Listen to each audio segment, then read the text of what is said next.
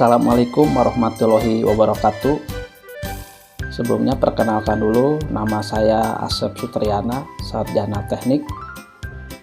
Untuk semester ini mata pelajaran PWPB atau pemrograman web dan perangkat bergerak akan saya berikan untuk satu semester ini. Ya, tentunya materi-materi yang akan saya sampaikan antara lain yang pertama itu konsep teknologi aplikasi web, yang kedua format teks pada halaman web, yang ketiga format tabel pada halaman web, yang keempat format multimedia pada halaman web, yang kelima format formulir pada halaman web, yang keenam style pada halaman web, yang ketujuh CSS pada pemrograman web, dan selanjutnya yang terakhir penanganan kesalahan pada program. Ya, itu hanya intinya saja, dasar-dasarnya aja pemrograman web, karena nantinya kita akan lebih ke praktikum ya, dan nanti kita akan membuat suatu proyek pemrograman berbasiskan web. Nah, tapi sebelumnya karena ini untuk pertama kali, apa sih yang dinamakan web itu? Ya, silahkan saksikan tayangan berikut ini. Mendengar istilah website, tentunya itu bukan merupakan hal yang asing lagi, terutama di era digital seperti sekarang ini. Tapi mungkin terkadang kita masih bingung, website itu apa ya? Apakah sejenis makanan? Sederhananya seperti ini. Website merupakan dokumen yang diformat dalam bentuk markup language yang disebut dengan HTML.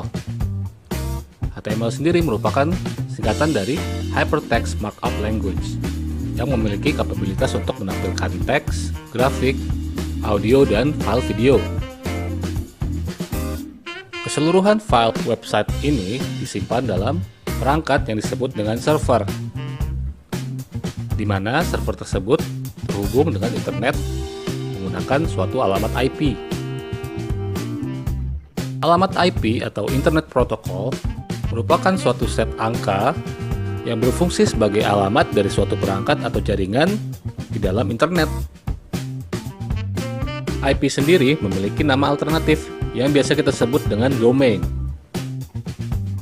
Domain itu misalnya seperti youtube.com, asaljeplak.com, atau misalnya .co.id, .org, dan lain-lain. Setiap alamat domain biasanya terhubung dengan suatu alamat IP. Jadi pada saat kita mengakses suatu website menggunakan alamat domain, itu sebenarnya kita sedang mengakses menggunakan alamat IP yang disamarkan menjadi nama domain. IP sendiri ada dua jenis. Yang pertama yaitu IP public, yang kedua adalah IP private. Contoh dari IP private adalah IP yang terdaftar pada perangkat hotspot kamu misalnya. Mungkin beberapa dari kamu sudah tahu kalau untuk mengakses router atau perangkat hotspot, kita biasanya mengetikkan alamat seperti 192.168.1.1 pada web browser. IP tersebut merupakan IP private yang hanya bisa diakses melalui jaringan internal kita saja. Sementara yang disebut dengan IP public merupakan alamat IP yang terdaftar secara global, di mana masing-masing perangkat memiliki alamat unik, sehingga tidak ada yang sama antar perangkat, dan biasanya terkoneksi melalui jaringan World Wide Web, atau istilah lainnya internet. Nah, kembali lagi pada pengertian website, analoginya adalah, anggaplah suatu website sebagai suatu folder di dalam komputer kamu. Folder tersebut dapat diakses selama orang lain mengetahui alamat dari folder tersebut. Kalau pada komputer biasanya kita menggunakan Windows Explorer atau File Explorer untuk mengakses folder, untuk mengakses website biasanya kita menggunakan software yang disebut dengan web browser. Web browser itu contohnya seperti Chrome, Firefox, Internet Explorer, atau Safari. Lalu Lalu bagaimana caranya kalau kita ingin membuat website? Apabila kamu ingin membuat website, kamu perlu mempelajari bahasa pemrograman HTML atau menggunakan CMS alias Content Management System seperti WordPress, Joomla, Drupal, dan lain sebagainya yang akan sangat berguna untuk membantu kamu dalam membuat website.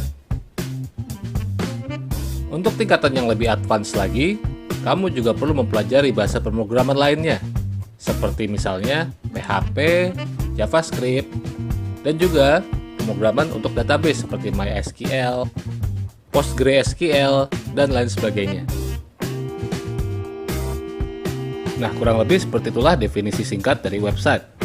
Semoga penjelasan sederhana ini bisa membantu kamu memahami apa itu website dan bagaimana cara kerjanya.